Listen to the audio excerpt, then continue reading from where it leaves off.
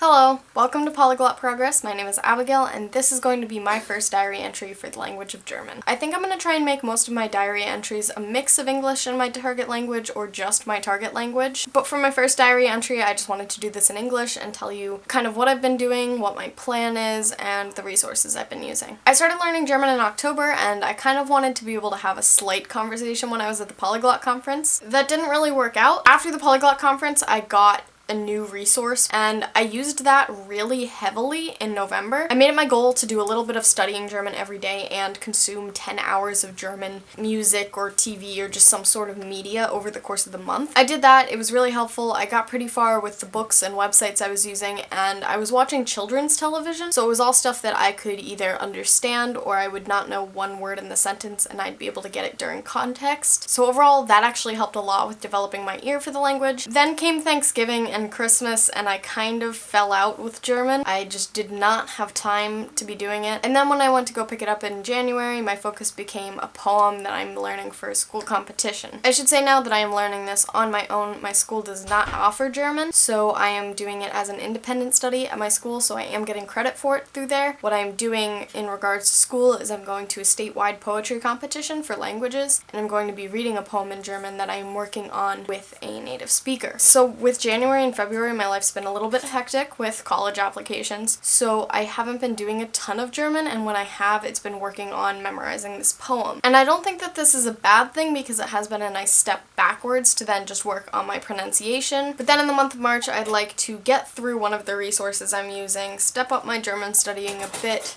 and work more on my own speaking. So now we'll get to my plan. The main book that I've been using is the Teach Yourself Complete German. Supposedly, by the end of the course, I will be at a B2 on the CEFR scale. Obviously, I don't know if that's totally correct, but that is at least a pretty far way to go into the language with this book. I'm currently partway through Unit 9, and I've made a plan, and I'm set to finish this book on March 28th. What I am doing is today I'm planning to finish Chapter 9 and start Chapter 10, and then tomorrow I'll be finishing Chapter 10, and then after that I'll be doing a chapter every day. The chapters are about 10 to 15 pages, and so what I'm going to be doing is then if I finish a chapter and have a lot more free time that day, then I'll probably go on and start the next chapter, because I am currently in rehearsals for a play right now and doing other language things. Besides that, I've been using these two German grammar books. I got both of these at a sale my library does, where they take all the books that people don't want and sell them to raise money for the library. I haven't used this one yet, and I don't feel too bad about that because it cost me less than $1, but it looks pretty good. It's got a bunch of just German grammar stuff in it, no exercises, so I think I might carry this around in my backpack because while it doesn't have exercises for me to practice, if I just want to be taking notes or reviewing some things,